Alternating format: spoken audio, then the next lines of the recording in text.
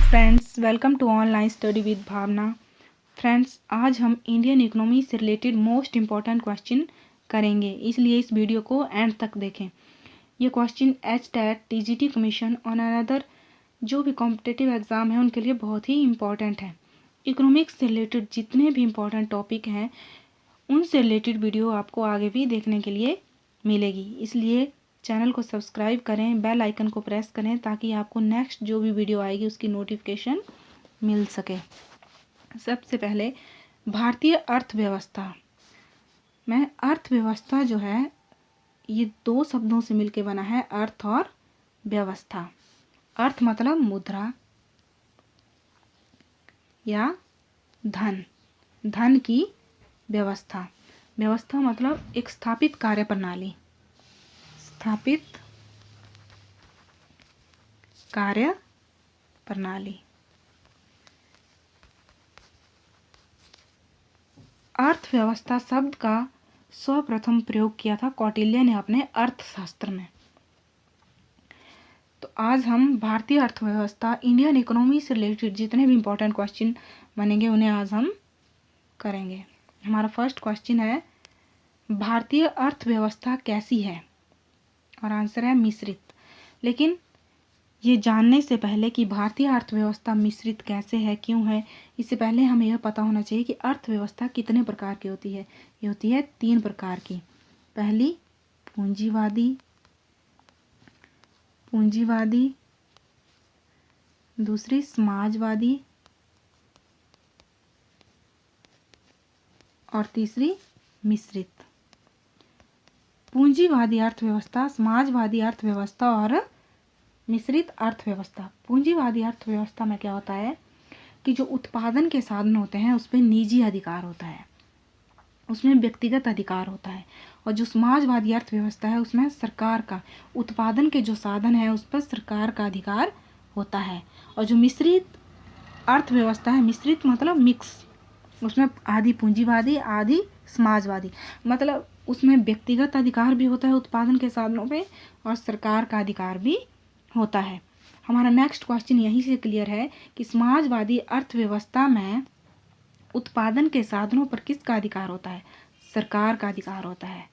3 प्रकार की अर्थव्यवस्था होती है, पूंजीवादी, समाजवादी और मिश्रित।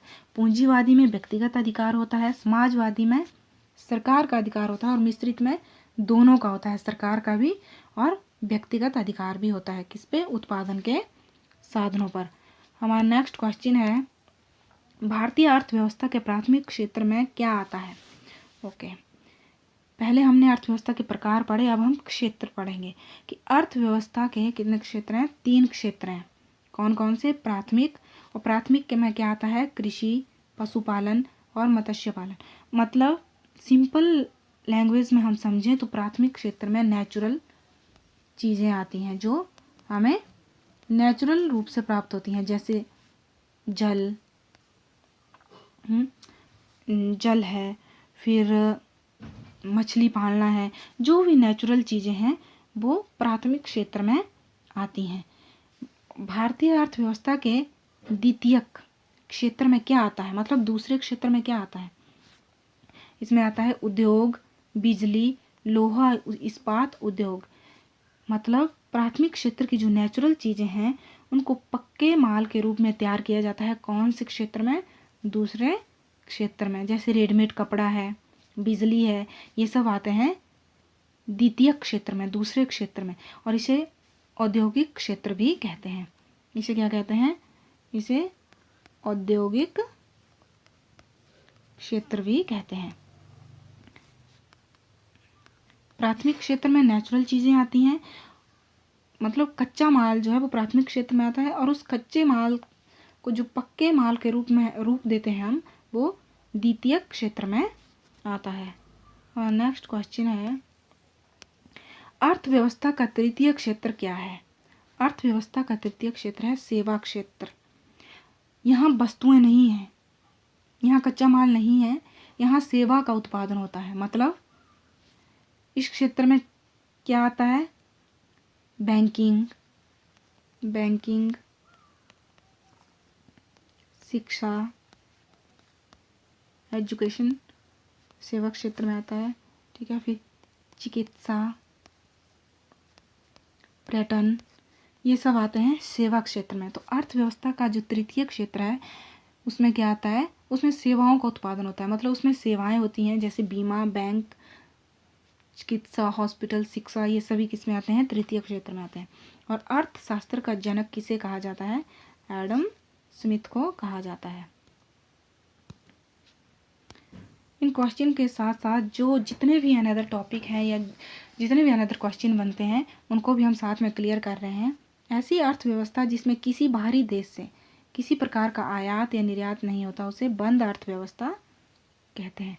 ये सिंपल शब्दों में हम समझें कि जब कोई देश अपने में इतना सक्षम हो जाता है कि उसे ना तो कोई निर्यात करना पड़े और ना ही आयात करना पड़े, मतलब ना तो उसे कोई सामान दूसरे देश से खरीदना है और ना ही बेचना है, उसे उस देश में कौन सी अर्थव्यवस्था है, बंद अर्थव्यवस्था है।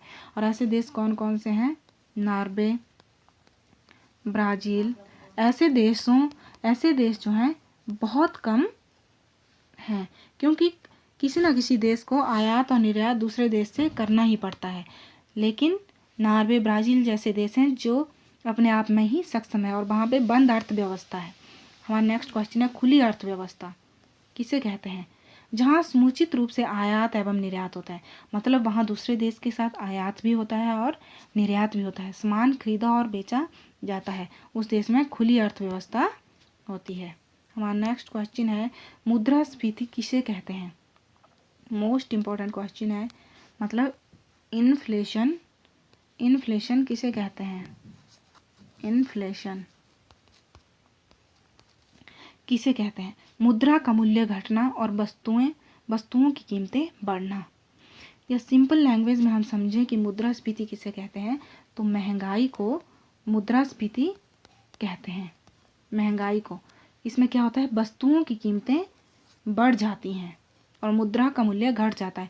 मतलब जो रुपया है उसकी कीमत नीचे गिर जाएगी और वस्तुओं की कीमतें बढ़ जाएंगी।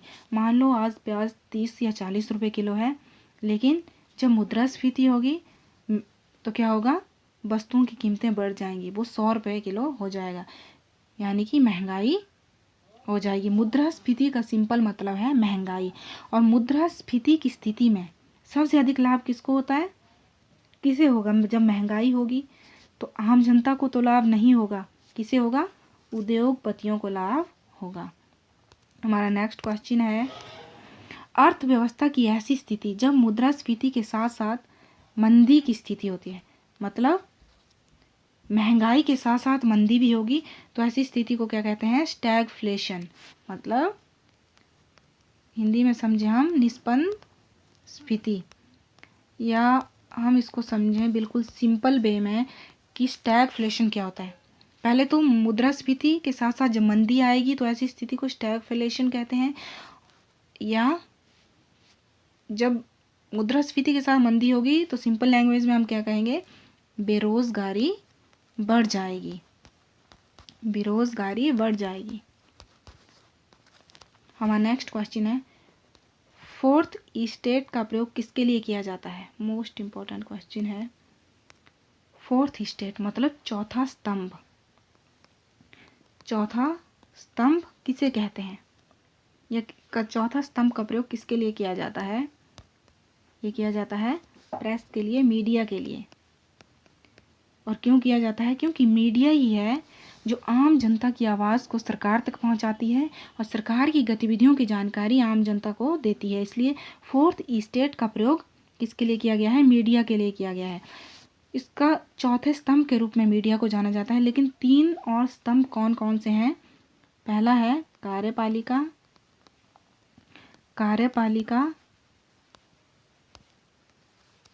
न्यायपालिका और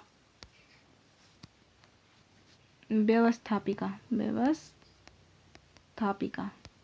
ये 3 स्तंभ हैं और चौथे स्तंभ के रूप में या फोर्थ स्टेट के रूप में जाना जाता है मीडिया को, प्रेस को जाना जाता है। आई होप आपको ये क्वेश्चन अब समझ में आ गए हैं। आपको ये वीडियो अगर पसंद आई है तो लाइक करना ना भूलें और सब्सक्राइब करें। Thank you, keep watching.